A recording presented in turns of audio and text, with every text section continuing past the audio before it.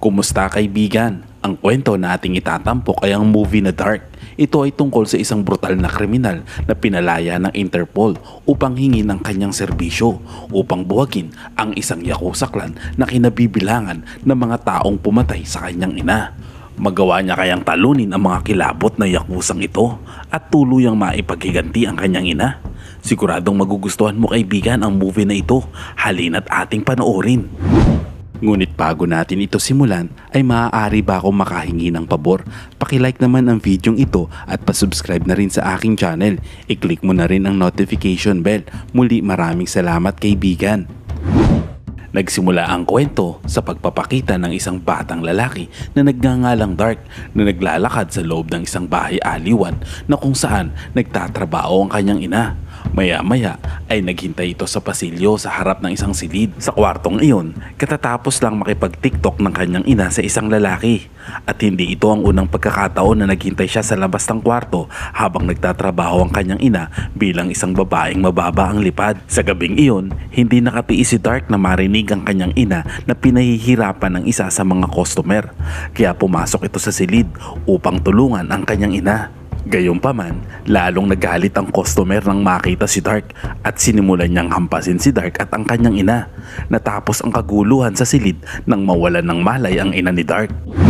Makalipas ang ilang taon, makikitang palabas ng kulungan si Dark na kung saan ay nasa hustong gulang na ito. Sa labas ng bilangguan, nakilala niya ang isang Interpol na nagngangalang Lafik na nagbigay sa kanya ng kalayaan upang hingin ang kanyang serbisyo.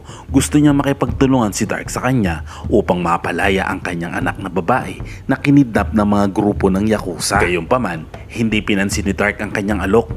Sa halip, nagtaka siya kung bakit kailangan ni Lafik ang kanyang tulong. Gayong maraming agent ang Interpol na madaling makapagpalaya sa kanyang anak. Nang tumanggi si Dark, nagbanta si Lafik na kung kaya niya siyang palabasin mula sa bilangguan ay maaari din siyang itapon pabalik. Gayunpaman, hindi pa rin siya pinansin ni Dark. Pagkatapos ay nakita ni Dark ang isang gang na nagbebenta ng mga droga na nagtraidor sa kanya noon. Matindi ang kanilang naging labanan, ngunit hindi naging mahirap para kay Dark na patayin silang lahat at kinuha nito ang mga pera nila. Sa nakuha niyang pera, ginamit niya ito na pang-upa ng apartment. Sa wakas ay may matutuluyan na siya at magpapahinga na sana. Ngunit habang umi-score siya ay nakarinig siya ng ingay sa labas ng silid. Ipinapakita ang isang magandang babae na kapitbahay ni Dark na nahulog pala ang kanyang mga gamit. Sa huli, tinulungan ni Dark ang babaeng nagngangalang Ivy at tinulungang dalhin ang mga gamit nito sa kanyang apartment bago sila magkakilala. Pagbalik niya sa kanyang kwarto ay itinapon niya ang mga droga sa lababo. Ang pangungulit ng agent ng Interpol na i-recruit si Dark ay tila hindi pa tapos.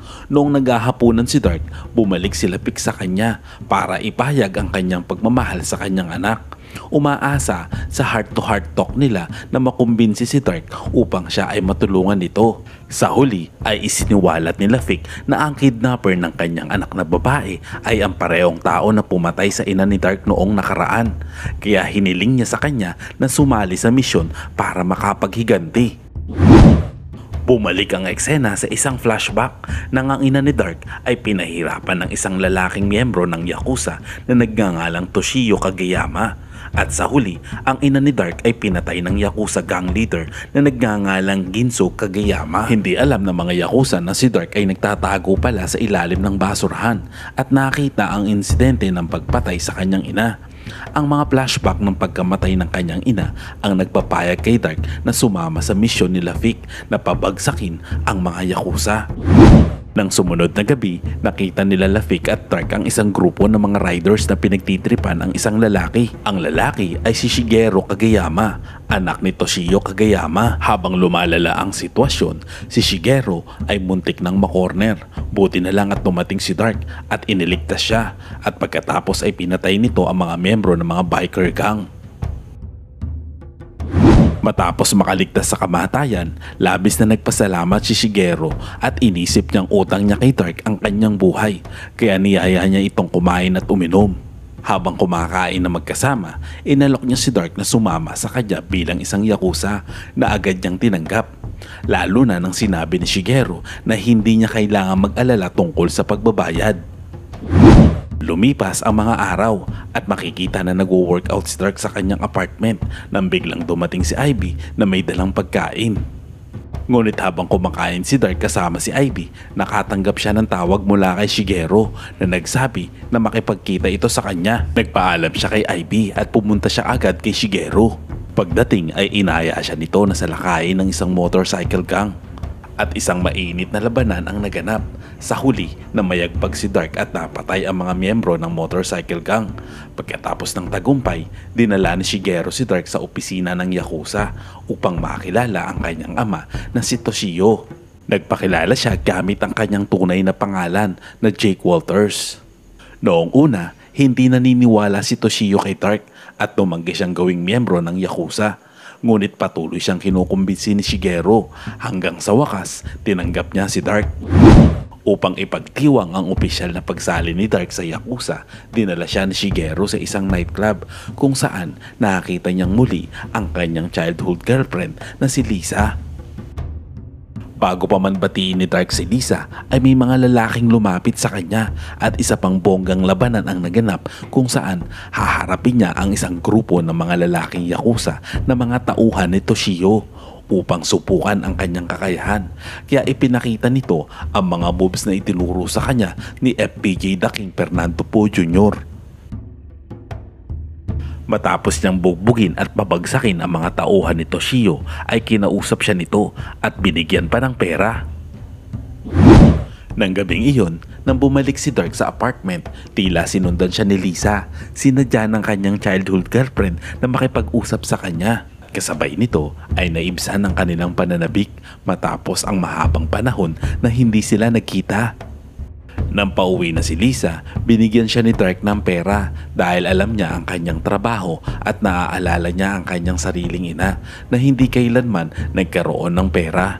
Lumapit naman sa kanya si Lisa at nagpasalamat kay Dark sa pamamagitan ng isang halik. Ang eksena ay nagbago at ipinapakita nang dumating ang isa sa mga tauhan ni Toshio upang makipag-usap kay Lafik para humingi ng impormasyon tungkol kay Dark. Sa parehong oras, sinalakay ni Shigeru at Dark ang isang Chinese gang na itinuturing na banta sa teritoryo ng negosyo ng mga Yakuza gang. Inatake nila ang headquarters ng Chinese gang at pinatay ang lahat ng miyembro. Sa kabilang banda, maliwanag na ibinigay ni Lafik ang personal data information ni Dark sa mga tauhan ni Toshio. Ngunit walang impormasyon tungkol sa kasaysayan ng pagkabata ni Dark sa kanyang personal data. Sa wakas, nagsimula na ang paghihiganti ni Dark nang isang gabing palihim siyang pumasok sa bahay ni Toshio at pinatay ang kanyang mga tauhan. Nagawa niyang makapasok sa pangunahing silid at pinatumba niya si Toshio nang barilin nito ang kanyang dalawang binti. Nang makitang hindi na makalaban si Toshio ay isiniwalat ni Dark ang kanyang tunay na pagkakakilanlan at pinagbantaan siyang papatayin maliban na lamang kung ipapaalam niya sa kanya ang kinaroroonan ng anak ni Lafik na nagngangalang Rene. Ngunit sa halip na sagutin ang mga katanungan ni Dark, binanggit ni Toshio ang kanyang ina at ininsulto pa ito. Labis na nagalit si Dark at hindi nagdalawang isip na pinatay si Toshio tulad ng pagpatay niya sa kanyang ina. Lingid sa kaalaman ni Dark, hindi lang si Toshio ang nasa kwarto, kundi si Lisa na nasa banyo ng mga oras na iyon. Nang makitang patay na si Toshio, nakiusap si Lisa kay Dark na bugbugin din siya hanggang sa mawalan ng malay para hindi siya mapaghinalaang sangkot sa pagkamatay ni Toshio. Lumipat ang eksena sa mga miyembro ng Yakuza na naghahanap kay Dark matapos makatanggap ng impormasyon mula kay Lafik. Sa huli, nagawa nilang mahuli si Dark at ininterrogate siya ng mga ito. Isang miyembro ng Yakuza na si Kanji ang bumugbog sa kanya at muntik na siyang patayin. Buti na lang at dumating si Shigeru. Pagkatapos ay pinuntahan ni Shigeru at Kanji ang pinuno ng Yakuza na si Ginso na walang iba kundi ang lolo ni Shigeru na nag-utos sa kanila na agad na imbestigahan ang pagkamatay ni Toshio. Sa kabilang banda, nakita ni Ivy si Dark na umuwi sa apartment na nasa malubhang kondisyon kaya ginamot nito ang kanyang mga sugat. Binantayan at sinamahan siya ng babae buong gabi bago niya napagtanto na hindi siya ligtas sa piling nito. Sa wakas, nakuha na ni Ginso ang lahat ng impormasyon tungkol kay Dark kasama ang kasaysayan ng kanyang pagkabata. Nang maihatid kay Shigeru ang impormasyon, labis na nagulat si Shigeru dahil nagtiwala na siya kay Dark. Kasabay nito, sinubukan nila Vic na makipag-ugnayan kay Dark habang nagmamaneho papunta sa daungan matapos makatanggap ng impormasyon na papatayin na si Rene. Pagdating sa daungan, nakita nila Vic si Rene na nakabitin at sinubukang talunin ang Yakuza na mag-isa. Sa huli, wala rin siyang nagawa. Buti na lang at dumating si Dark at agad na binugbog ang mga Yakuza saka iniligtas si Rene. Ngunit nang maibaba ni Dark ang babae at matanggal ang kanyang headgear, hindi siya si Rene kundi si Lisa. Sinabi ni Dark kay Lisa na tumakas na. Maya-maya, sa kanyang apartment si Shigeru ay pinaghahanap si Dark upang patayin siya. Ngunit si Ivy ang kanilang nadatnan. Binugbog ni Shigeru si Ivy para magsalita hanggang sa tuluyang bumalik si Dark sa apartment at muling nakipaglaban para iligtas si Ivy. Sa kasamaang palad, mabilis si Shigeru at nagawa niyang ma-hostage si Ivy. Pinaluhod niya si Dark habang nagbabantang papatayin niya ang babae. Kalaunan, lumuhod naman si Dark at sa huli, kahit na sumuko na si Dark ay pinatay niya pa rin si Ivy. Dinala ni Shigeru si Dark sa punong tanggapan ng Yakuza upang harapin si Ginso at binugbog siya sa harap ng kanyang lolo. Tapos tanungin si Dark, inutusan ni Ginso si Shigeru na patayin siya. Dinala ni Shigeru si Dark sa labas upang patayin na kung saan nag-cruise ang landas ni Dark at Rene na dinadala rin sa ibang lugar. Nagsimulang lumaban si Dark sa loob ng kotse hanggang sa makatakas siya matapos patayin si Shigeru. Pagkatapos nito, balak niyang bumalik sa headquarters ng Yakuza upang patayin si Ginso. Sa punong tanggapan ng Yakuza, alam ni Ginso na nakatakas si Dark at papunta na sa kanyang lugar. Pagkatapos ay inutusan niya ang kanyang mga tauhan upang maghandang labanan siya.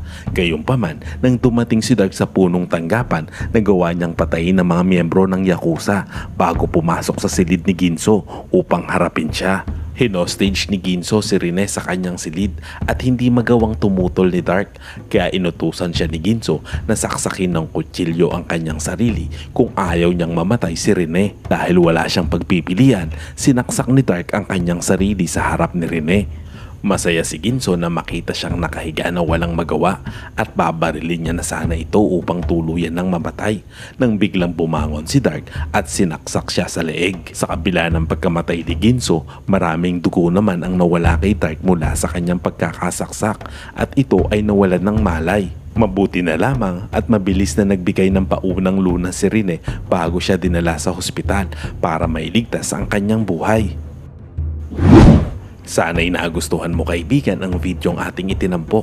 Kung hindi naman nakakaabala sa iyo ay pakipindot naman ang like button at pasubscribe na rin sa aking channel.